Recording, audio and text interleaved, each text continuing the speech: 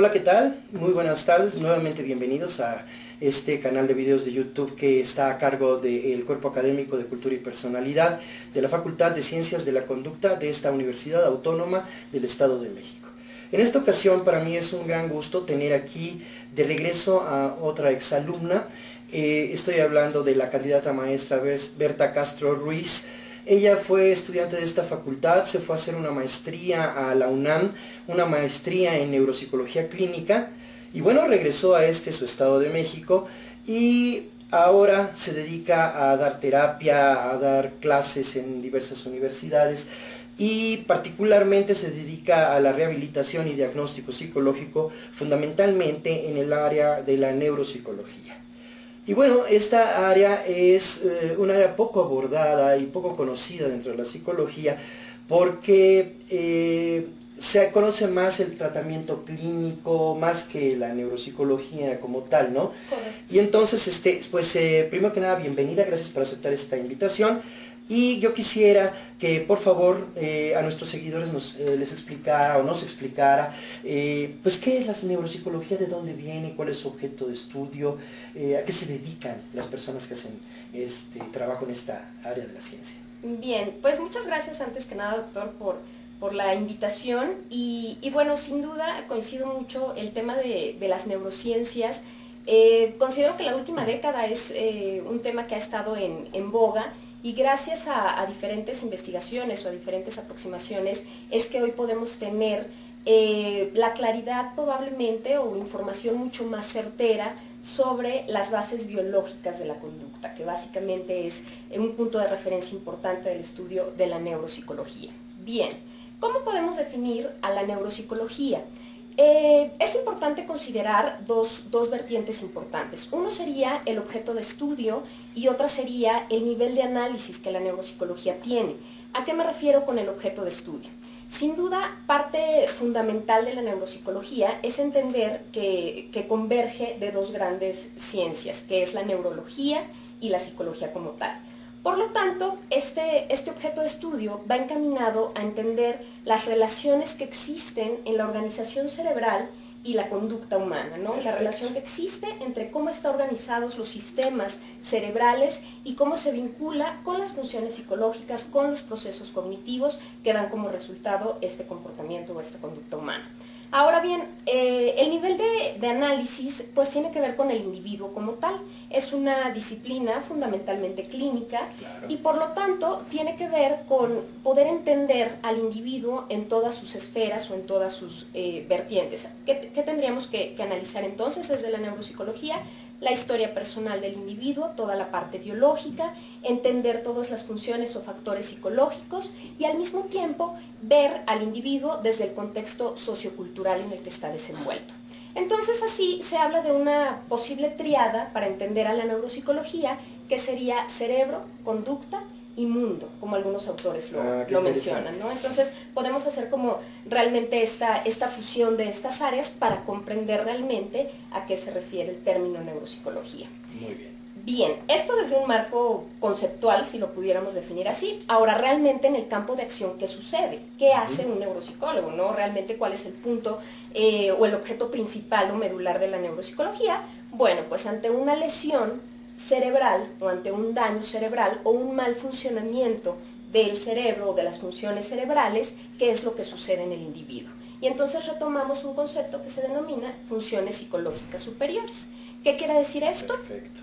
Ante la lesión cerebral, ¿qué va a pasar con todos los procesos que conocemos? Llámese lenguaje, llámese cálculo, llámese memoria, atención, funciones ejecutivas, etc. Entonces, incluso cuestiones motoras también. Por supuesto, claro. Exactamente, la motricidad, toda la gama de las funciones, claro, de las funciones psicológicas, correcto. Entonces, bueno, pues es así como pudiéramos sintetizar un poco quizás este estudio o este objeto de estudio de la neuropsicología.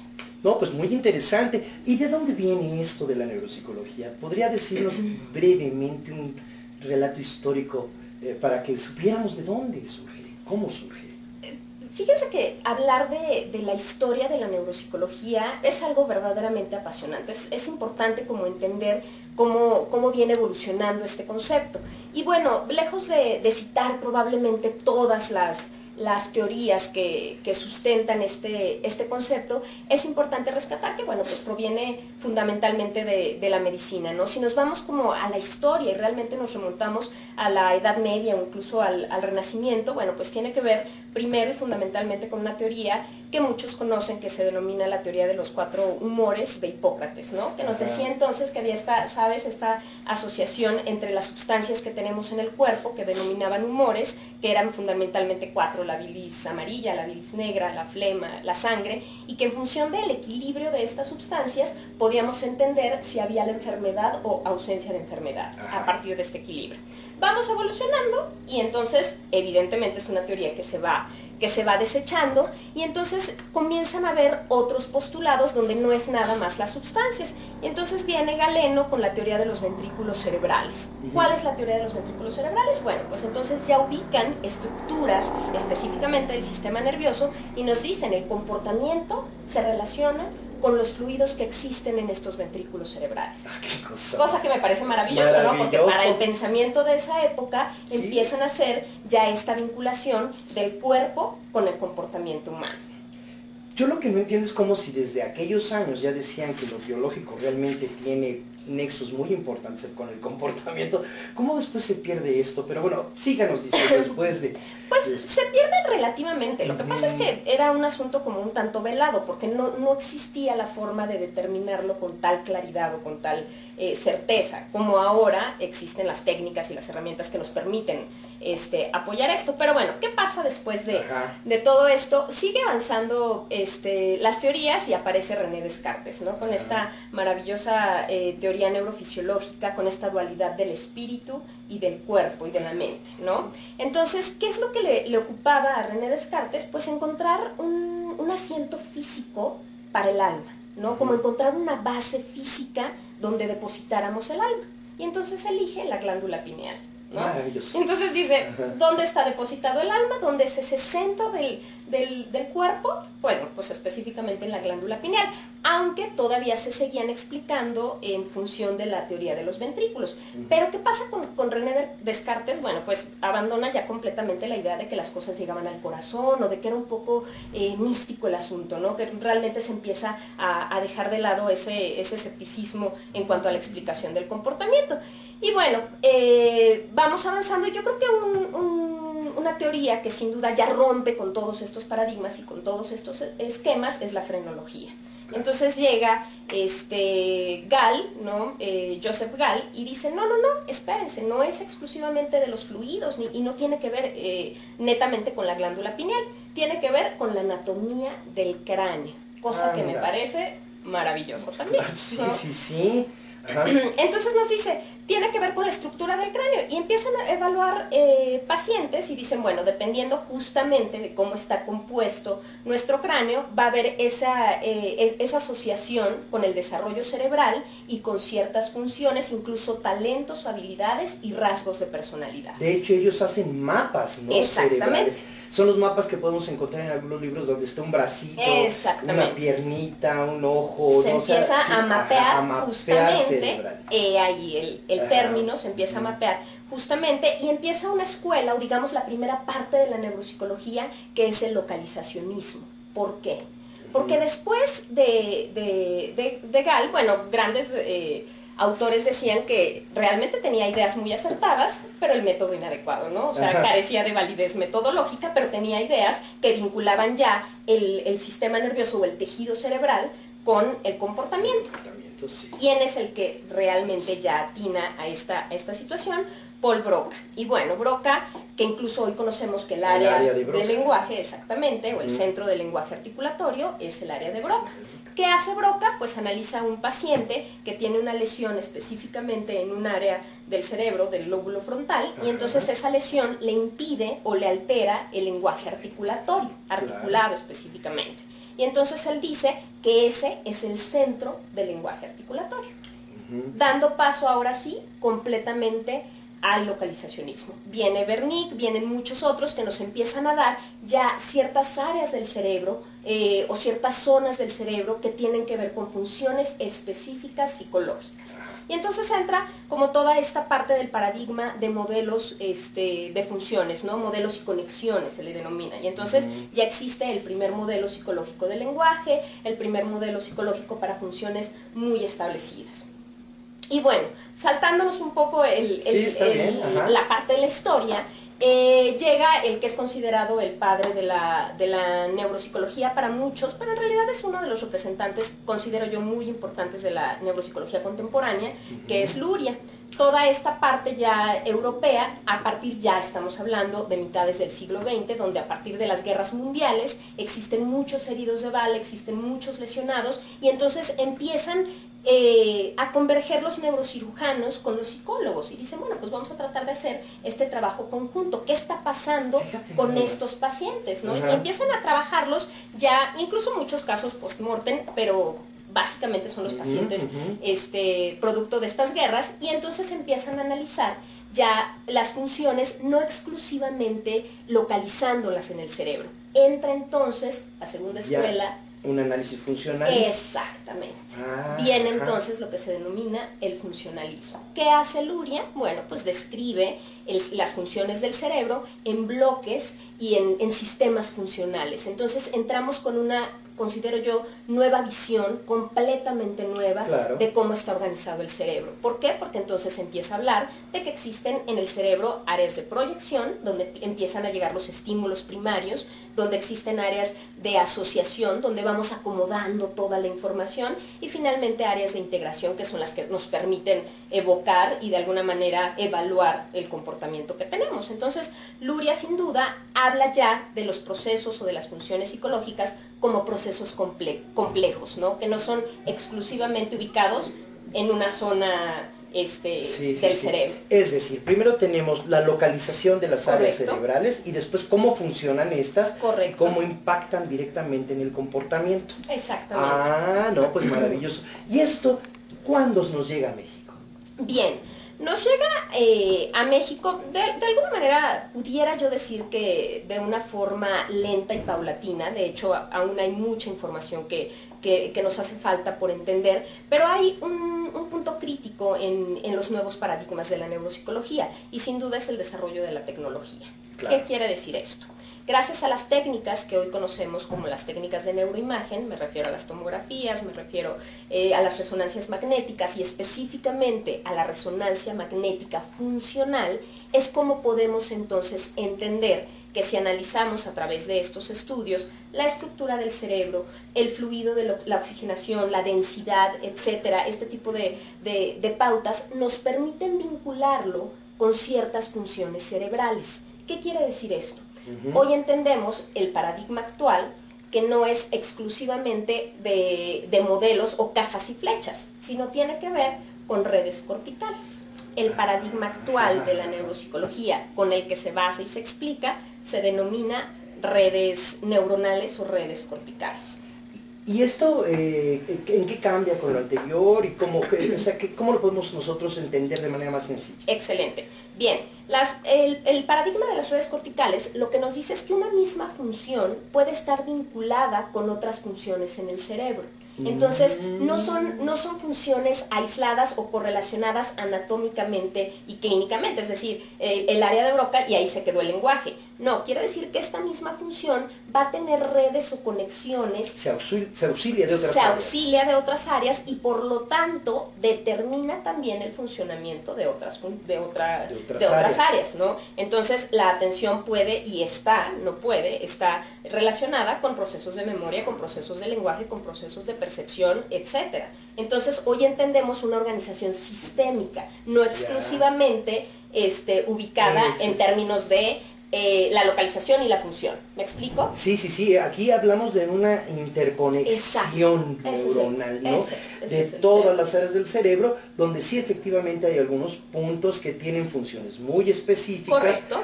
Como por ejemplo esa área de Broca con el lenguaje, quizá el hipotálamo y la hipófisis con secreciones hormonales, o sea, el cerebelo con cuestiones de equilibrio. Sí. Pero todas están conectadas y no hay forma de excluirlas de esa gran totalidad. No son excluyentes. Y es una visión que entonces nos permite... A ver, permítame. Sí. Eso, por ejemplo, podría explicar que cuando se le hace una lobotomía de frontal a una persona, cierto, pierde mucha información, pero hay mucha que no, que está tal vez ubicada en algunas otras zonas del cerebro y por eso no se pierde por completo la información. No se pierde por completo, incluso se puede compensar la información también en términos de plasticidad cerebral y otros asuntos, se puede compensar, y de ahí la maravilla de la rehabilitación neuropsicológica, que hoy es entendida desde esta visión, una visión completamente sistémica. Y bueno, a ver, entonces, aquí algo muy interesante es, ahorita que ya estamos entrando en el campo más aplicado, digamos, sería preguntarle, ¿cuáles son los trastornos más frecuentes que se atienden en la vida, digamos, cotidiana? Porque debe haber cosas así muy especializadas, ¿no? Pero que son muy recurrentes en la práctica clínica. No sé, tal vez los eventos cerebrovasculares, tal vez las demencias, digo yo desde mi ignorancia. Le pregunto, ¿cuáles son los principales trastornos que se atienden? Bien, podríamos partir por un marco de referencia de las patologías o de las enfermedades neurológicas como tal, y efectivamente encontramos las enfermedades neurodegenerativas. Podemos hablar, o por citar algunas, del Alzheimer, Parkinson, Corea de Huntington, demencias, etc. Se encuentran también todos los accidentes vasculares o enfermedades vasculares que tienen que ver exclusivamente con las isquemias o los infartos cerebrales y las hemorragias, ¿no? Nos encontramos también con las enfermedades del desarrollo o paroxísticas, que son las epilepsias, con enfermedades del desarrollo, por ejemplo, que tienen que ver con los déficits de atención y alteraciones del aprendizaje. Nos encontramos con enfermedades o patologías adquiridas como el traumatismo cráneoencefálico, los tumores cerebrales. Es decir, de esta gran gama de enfermedades neurológicas se desprenden los trastornos neuropsicológicos, que ya en la práctica clínica, como bien dice, tendríamos que irlos enmarcando exclusivamente en función de cada una de las áreas o de las funciones psicológicas superiores. ¿A qué me refiero? En el lenguaje abordaríamos lo que son las afasias, que sería la alteración del lenguaje; en el cálculo, las acalculias, las discalculias; en la parte de la lectoescritura, las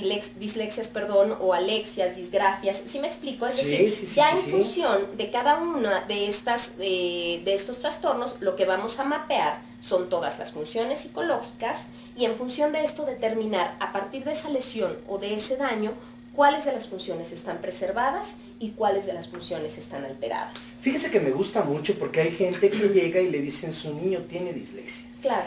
Pero no van más hacia el origen de esa dislexia, ¿no? Y entonces intentan rehabilitar con ejercicios el problema de la dislexia, pero no se han dado cuenta de si efectivamente hay una alteración, una conexión a nivel cerebral. Y esto, pues, es que deja incompleto un diagnóstico, ¿no? Y el tratamiento, porque además si no funciona hasta se le regaña al niño, ¿no? Porque no avanza, no aprende. Exactamente. O sea, aquí, ¿qué debiéramos hacer para hacer un buen diagnóstico de alguna problemática de este tipo? Correcto. De manera general es importante entender que parte de nuestro objetivo es sin duda la evaluación psicométrica también. ¿Y por qué lo menciono? Porque la neuropsicología nos obliga a hacer evaluaciones cualitativas también. Venimos acostumbrados mucho, evidentemente por la tendencia también de la psicología clínica como tal, a hacer estudios y análisis cuantitativos. Pero realmente la neuropsicología nos obliga a hacer un nivel de análisis mucho más exhaustivo, mucho más profundo de la persona. ¿A qué me refiero con esto? No podemos evaluar la ejecución de un paciente como si lo hace o no lo hace, ¿no? 1 punto o 0 puntos. ¿Qué es lo que tenemos que hacer? Entonces, abordar mucho más allá y ver si yo le voy dando ciertas ayudas o andamiajes, se les denominan, a la persona, y ver hasta qué punto él puede realizar esa ejecución. Entonces no voy a poder basar mi diagnóstico en un puntaje que me diga si cumple con las ejecuciones o no las cumple, con las tareas, ¿no? Ejecuta correctamente la tarea o no la ejecuta.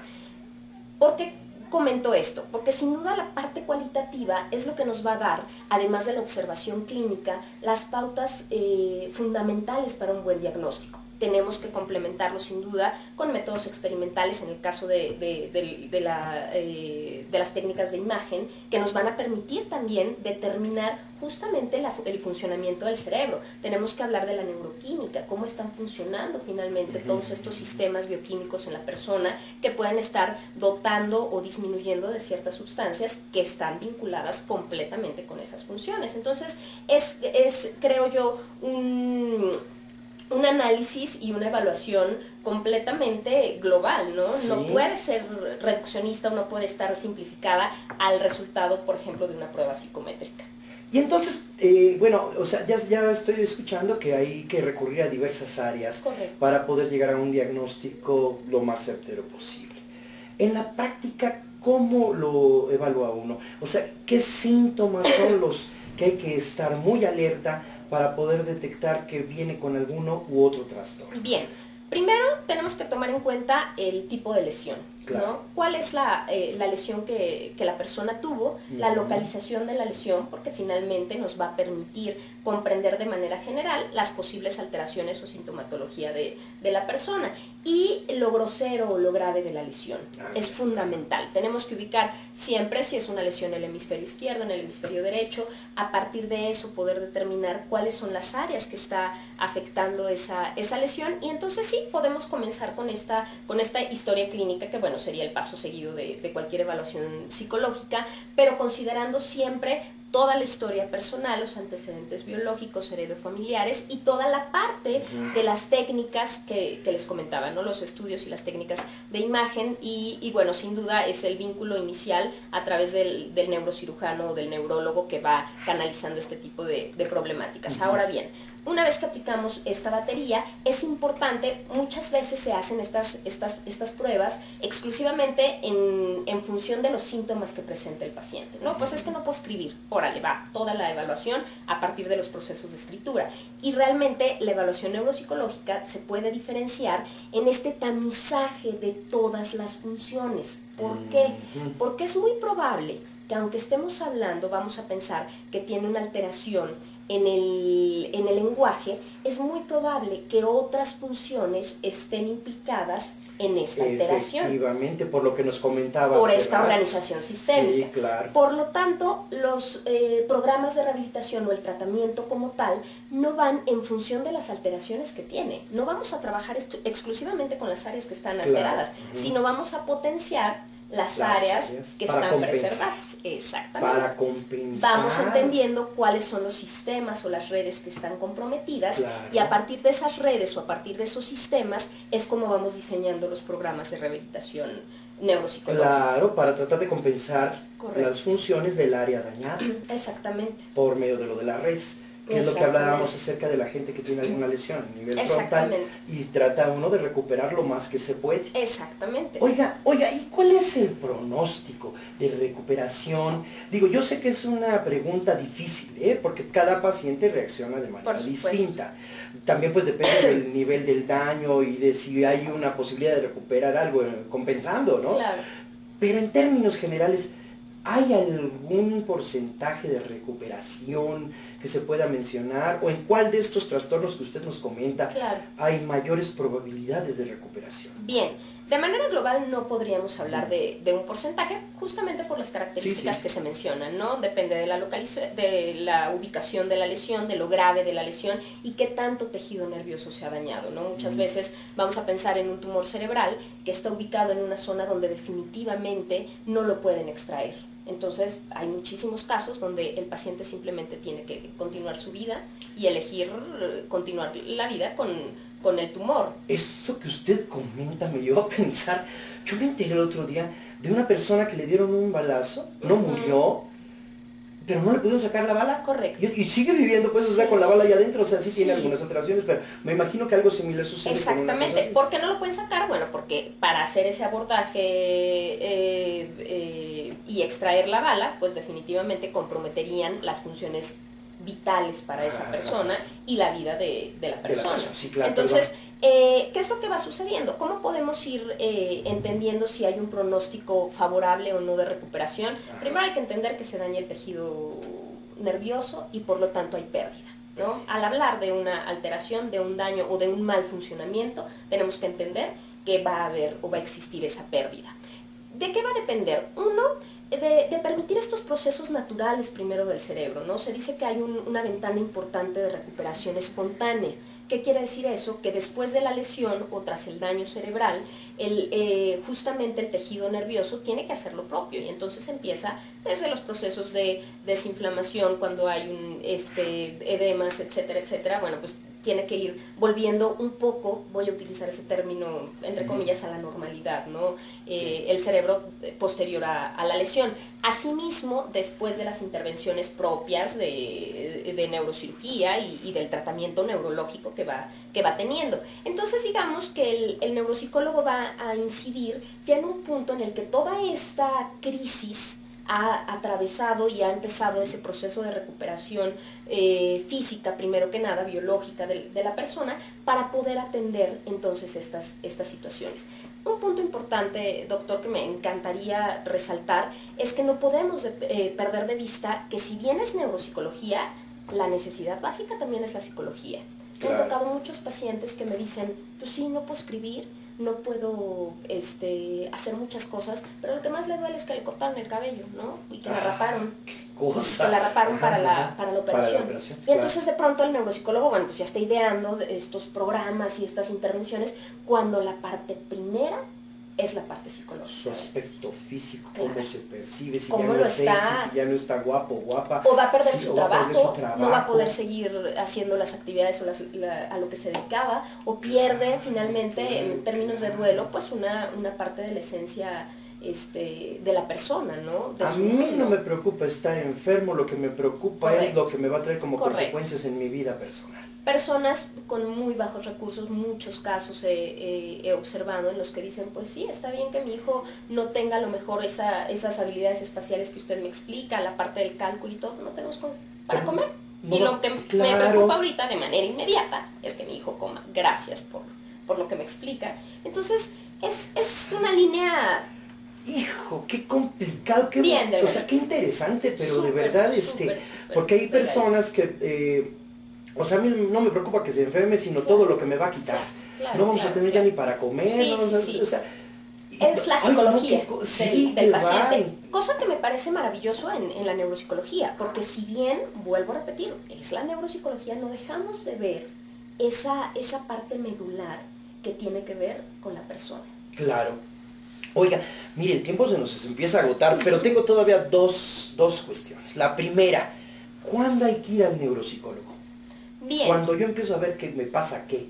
Bien, generalmente van canalizados por esta parte de las instituciones de salud, ¿no? Me refiero a los hospitales, donde de manera inmediata se llega para preservar la vida, ¿no? Estamos hablando de una hemorragia en el cerebro y bueno, lo primero que tenemos que hacer es eliminar justamente todo lo que está ocurriendo en términos neurológicos y posteriormente empezamos a ver que ya existen las secuelas. Entonces me doy cuenta que ya pasó toda esta crisis, afortunadamente ya los procesos quirúrgicos ya están terminados y entonces me empiezo a dar cuenta que a lo mejor sí hablo, pero me tarda un poquito más para hablar.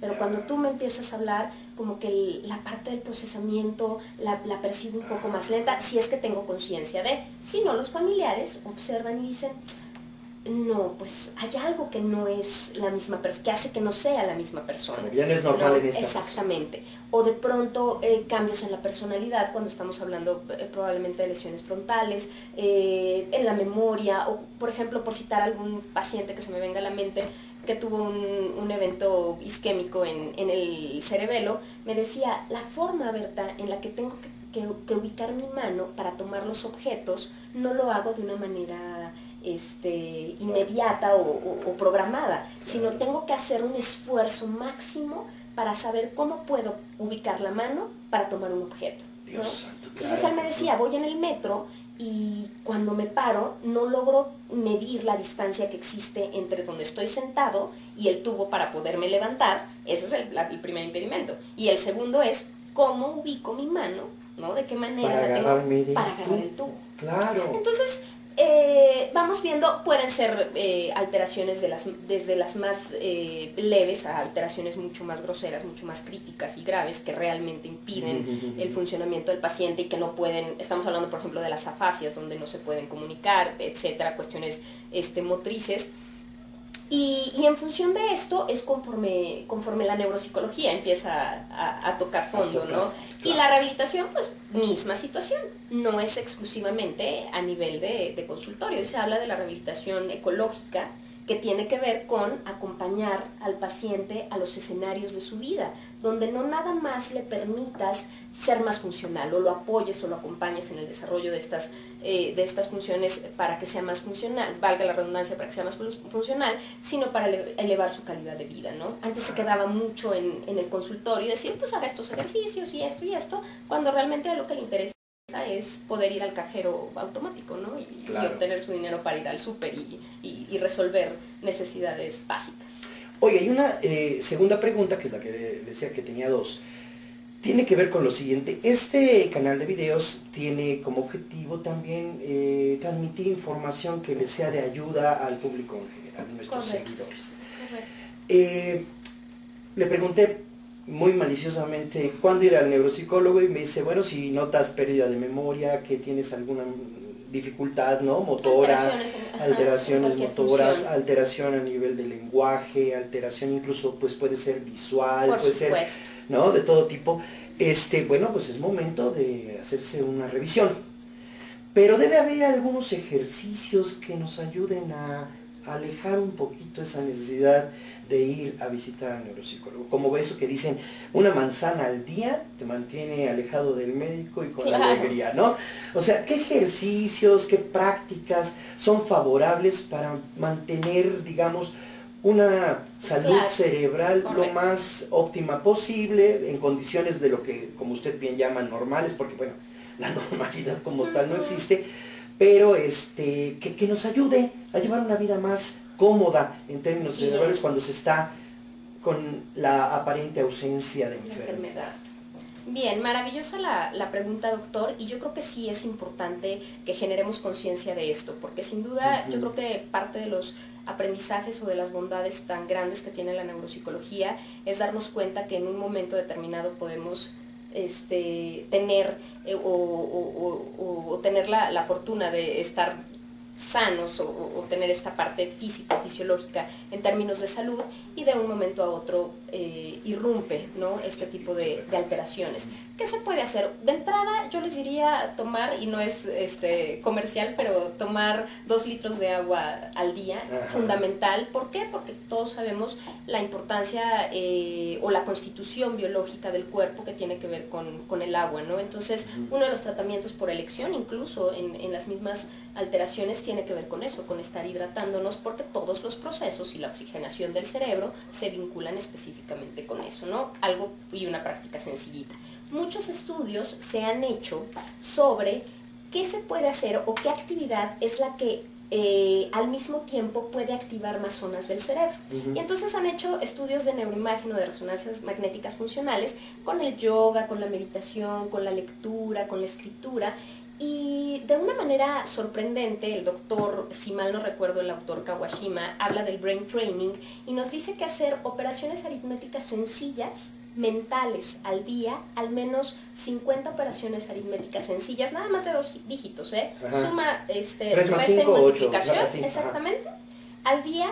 Es una de las actividades que más áreas cerebrales activa al mismo tiempo. No puede. ¿Por qué? Porque el yoga va a activar ciertas áreas específicas, la meditación, la lectura, la escritura, la música. Sin embargo, este tipo de actividades puede generar eso. Todo lo que estimule las funciones cerebrales nos van a servir. Estoy hablando efectivamente ya y reiterando, hay que leer finalmente, hay que cuidar y preservar la alimentación, porque los factores de riesgo en términos de lo que comemos, de lo que vemos, de lo que escuchamos, de lo que hacemos, una vida sedentaria o no, tiene que ver con eso. Los factores de riesgo ahí están. Caminar, hacer ejercicio. Exactamente, caminar, hacer ejercicio, una dieta lo más balanceada posible y tener en cuenta también este manejo emocional importante, ¿no? De pronto, cuando somos personas, a lo mejor en términos muy simples, que vamos acumulando toda esta carga emocional y no la permitimos liberar o generar esa catarsis necesaria que el cuerpo también lo demanda, pues ahí está la somatización, ¿no? Y si lo vamos haciendo como una práctica cotidiana, el resultado puede desembocar en una alteración de origen o de corte neurológico. Hay que resolver las cosas, evitar las tensiones, ¿no? El conflicto. Tensión, digo, me refiero a nivel corporal, el conflicto a nivel emocional, correcto. Hay que resolverlo. Hay que dejarlo salir. Dejarlo salir. O sea, si ahorita tenemos un problema, se lo digo. Correcto. Y se acabó, ¿no? O sea, Así pues, y asumo las consecuencias de esto, ¿no? Exactamente. Porque si no, vas acumulando esa tensión, se suman estos momentos de frustración, de ansiedad, de conflicto, y tarde o temprano pueden tener implicaciones a nivel incluso cerebral, ¿no? O sea, hay gente que por problemas psicológicos exclusivamente ha tenido un estallido cerebral. Sí, por supuesto. Sí, también. O sea, no nada más es por un accidente que me golpeé, sino que también de esta tensión, de este estrés, tenemos eventos. Si hacemos ese análisis justamente, por eso los antecedentes de la persona, pues podemos generar ese tipo de conclusiones también, ¿no? En el que la persona justamente va acumulando toda esa carga y esa tensión emocional que se traduce más otro tipo de factores, no estoy excluyendo la parte neurológica como tal, que se traducen o desembocan en este tipo de alteraciones. No cabe duda, somos un todo y hay que cuidar ese todo. Completamente. No hay que vivir tampoco anclados en el pasado, rumiando nuestros fracasos, ni tampoco estar esperando el futuro. Hay que aprender a vivir en el presente. No hay de otra. Así es. No hay de otra y además resolver al momento de verdad toda esta serie de tensiones, de cargas emocionales negativas, porque pueden tener implicaciones muy, muy fuertes a nivel cerebral y pues emocional, ¿no? Y entonces la vida, en lugar de volverse una fiesta, se te vuelve un infierno, ¿no? Totalmente. No, qué cosa. Pues queda ahí la recomendación. La verdad es que ha sido muy ilustrativa, muy amplia esta charla y deja muchos elementos para el beneficio de la población en general, de cada uno de nosotros. El cambio no está en todos, está en uno mismo. Correcto. Y algo que es muy importante es resuelve tus emociones negativas en el momento que las tengas que resolver, no las cargues. Vive tu presente, vive tu hoy, ¿no? Para no estar cargando tu pasado y tu futuro y vive contento. Valorar nuestra salud, cuerpo, que es lo único que tenemos para vivir contentos, ya ni siquiera de otra manera, ¿no? Podríamos decirle tal vez felices, pero bueno, la felicidad es una consecuencia de tener lo elemental, ¿no? O sea, vivir contento. No que va... Pues la verdad no sabe cuánto le agradezco que nos haya hecho el gran favor de aceptar esta invitación. Espero no sea que sea la primera y no la última. Me gustaría mucho que habláramos, por ejemplo, de la neuropsicología del amor, que sería un tema maravilloso donde claro habláramos de adrenalina, de norepinefrina, de dopamina, de oxitocina, ¿no? De testosterona, ¿verdad? Sobre todo, para que pudiéramos entender desde otra perspectiva lo que es el amor entre los animales de diferentes especies y particularmente en el ser humano, porque haríamos una mezcla muy bonita entre lo neurológico y lo psicológico, ¿no? Que sería maravilloso. Maravilloso. Y bueno, como no nos gusta triangular la información, si usted no tiene inconveniente, le regala su correo a nuestros seguidores para que entren en contacto directo con usted, por favor. Con todo gusto, muchas gracias, doctor. El correo es vida y psicología, todo junto, vidaypsicología@hotmail.com. La maestra Berta Castro Ruiz pues estuvo con nosotros, le agradezco infinitamente su asistencia a esta entrevista. Y bueno, pues la Facultad de Ciencias de la Conducta de esta Universidad Autónoma del Estado de México, al servicio de la comunidad, intentando brindarles información de calidad para que podamos entender la vida de otra manera y tal vez aprender a vivir en paz o equilibrio. Quedamos en contacto para la próxima. Muchísimas gracias, que tengan una maravillosa tarde. Hasta luego.